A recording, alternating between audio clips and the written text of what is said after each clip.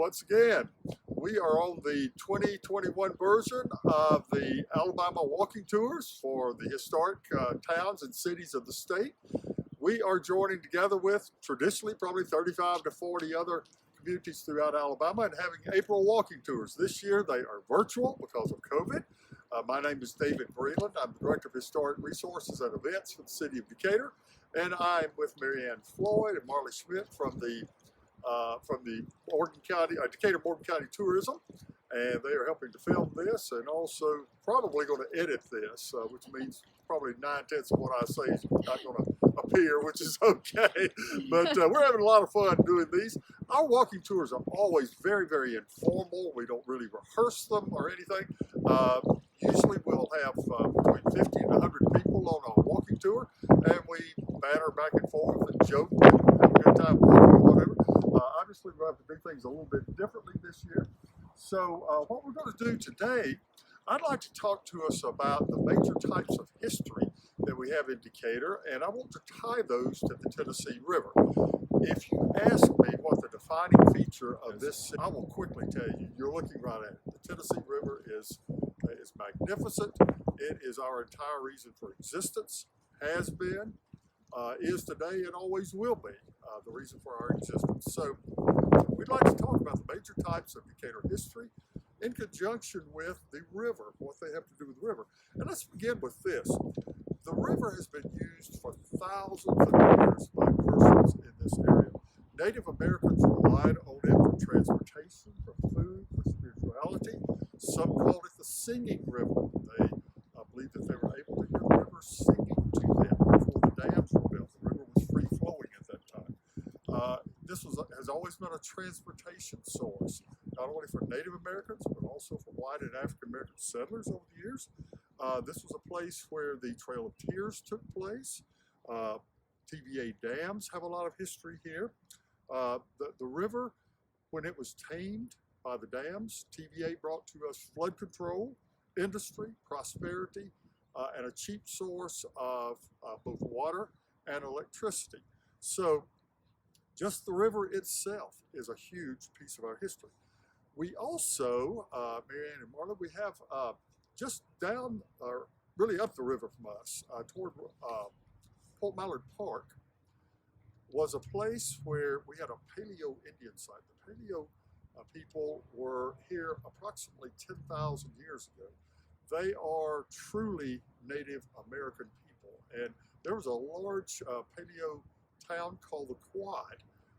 One of our speakers at one of the tours this year, or a couple of the tours this year, is Phil Wiry. He is an expert on the Quad and what all happened there. So that piece of our history, by the way, we were the first place in the southeastern United States to have a Paleo Indian site discovered. So quite a rare and unusual thing.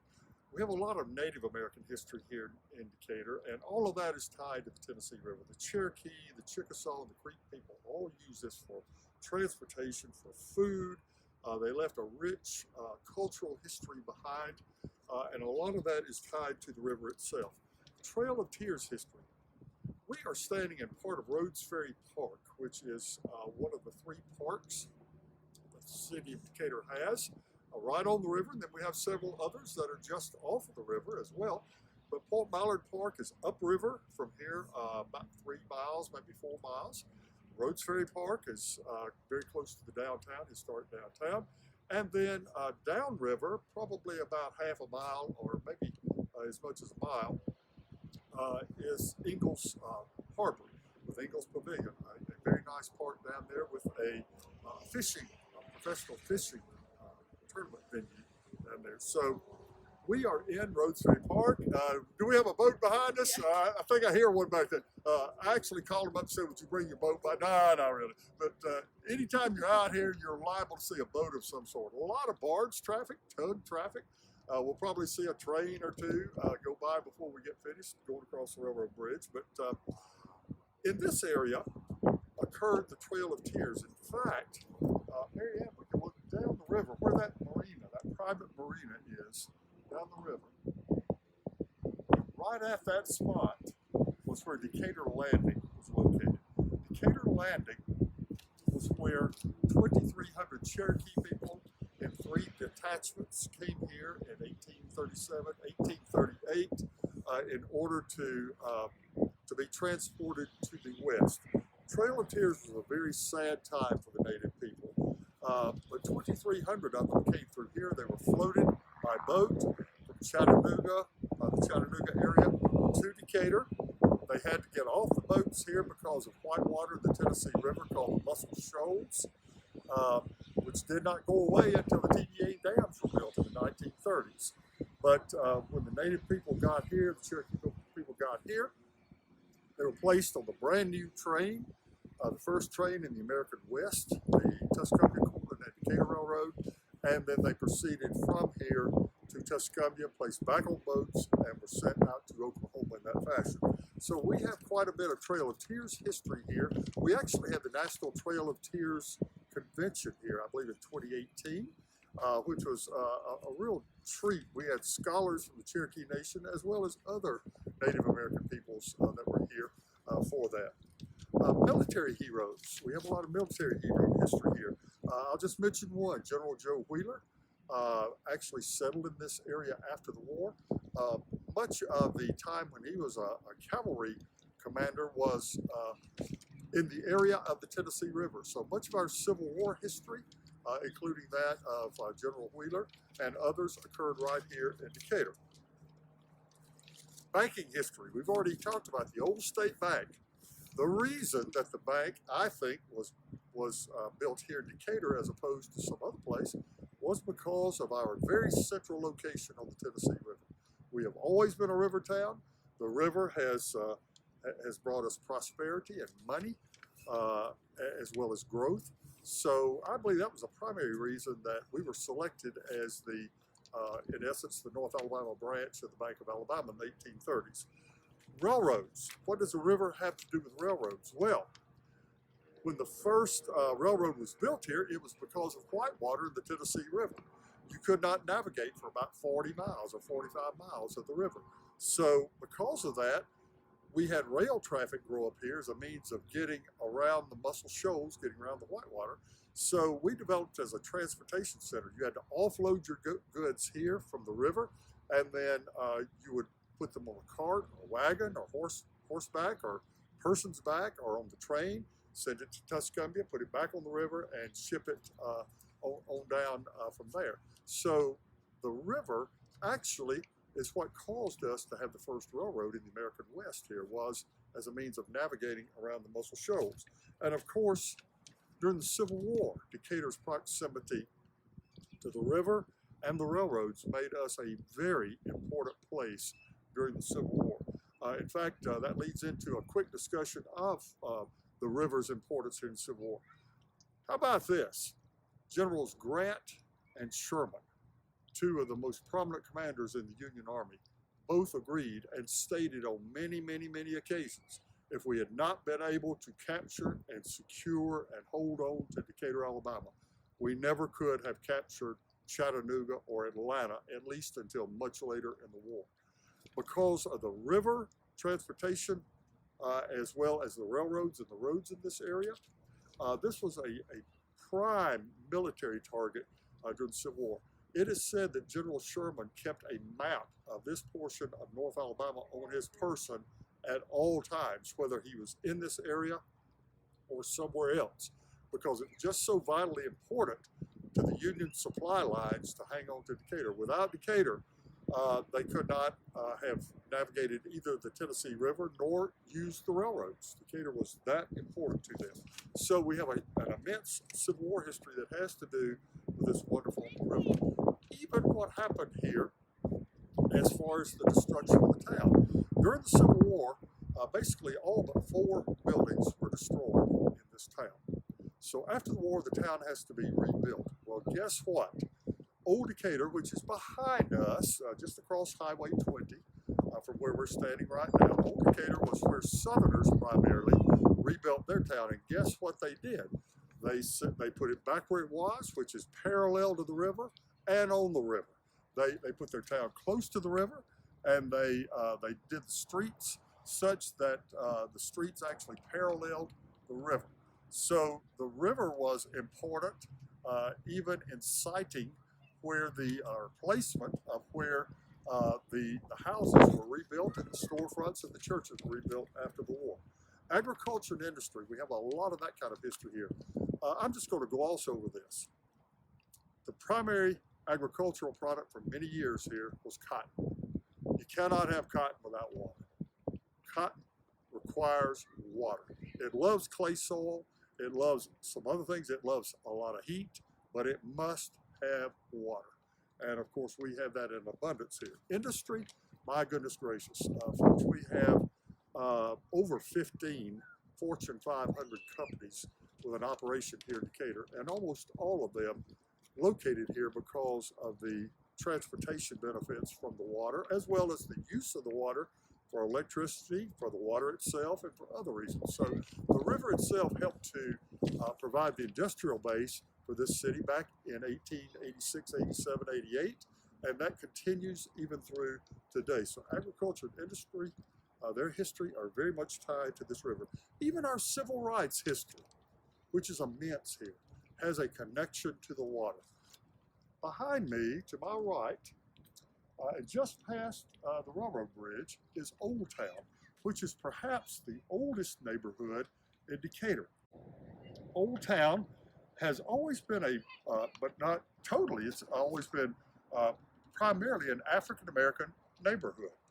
That neighborhood has been fully integrated for 200 years. Now, given the tenor of what happened with laws and other occurrences, to have a neighborhood where the races were able to live side by side, even at times where that probably was not even a legal thing to do, but they were able to do that peacefully and in harmony. That was the beginning of our civil rights history, which includes such important, crucially important things as the Scotsman boys trials, which are perhaps the most famous civil rights cases of all time, Tommy Lee Hines trials, as well as other civil rights history that we have here. Even early aviation history, we have a lot of that kind of history. Some of that is tied to the river as well. Pryor Field, which is over here to my left and across the river, if you know where Calhoun Community College is located, Pryor Field is right behind that. That was an Air Force training base during World War II, and there was also one in nearby Cortland, about 15 miles to the west of here. Both of those, I am sure the river had a lot to do with the location of those, because both of those air training facilities are very close to the water. By the way, the port of Huntsville, yes, I did not misspeak. Huntsville has a port. Now we're talking about an inland city, but because it is on the Tennessee River and it has a huge international airport there, a lot of rail facilities there, that is one of the nation's largest ports of entry for goods coming from other countries. I believe I'm correct that it's about the 15th largest port in America. And of course, Decatur has a lot to do with that, with the industries that we have here. So a lot of that history has to do with the river. Parks, we're standing in a park, Decatur Parks and Rec. We are known for our parks. We have about 50 parks and facilities. Some of those are right on the river. A number of them are just off of the river. And the river, by the way, is a very pleasant place to come. Come down here and picnic sometime. We actually have train tracks running through this park. A lot of people come down here and rail fan. They watch trains come through, either here or on the bridge. Sports. Now, how in the world am I going to tie sports history into the river? Here's how we're going to do it. Mary Ann, you can get a shot. There is a sign right over here, a historic marker. That is for the Cherokee Trail of Tears. By the way, the Chief Justice of the Cherokee Nation came here several years ago and personally dedicated that marker. He actually edited the text, the final text for that. And he was one of the prime movers and shakers of locating the 2018 convention here. But just beyond that is an open field where we have concerts by the river every year when we don't have COVID anyway. That was originally Decatur High School's football field called Benson Field. There was a stadium here. That place is rather famous because that is where the T formation, power football, if you will, was introduced to the South on that very field right there. So what I call SEC tough boy football, 3 yards in a cloud of dust, started in this area right there on Benson Field, which is overlooking the river. And by the way, with games being in the fall, can you imagine how cold it was on this river playing a football game with a 40-mile-an-hour wind swirling around you, and you're out there playing a game? Saw some fishermen on the river. That is obviously a sport that is river-oriented. We have a professional fishing tournament venue that Decatur County Tourism and their partners in the hospitality industry actually helped to finance that, as well as a number of other tourism projects in the city. So fishing is a huge, huge thing here, and we've had some of the world's greatest fishermen come here, professionals come here to compete in tournaments. So that's a little more about sports. One last quick thing.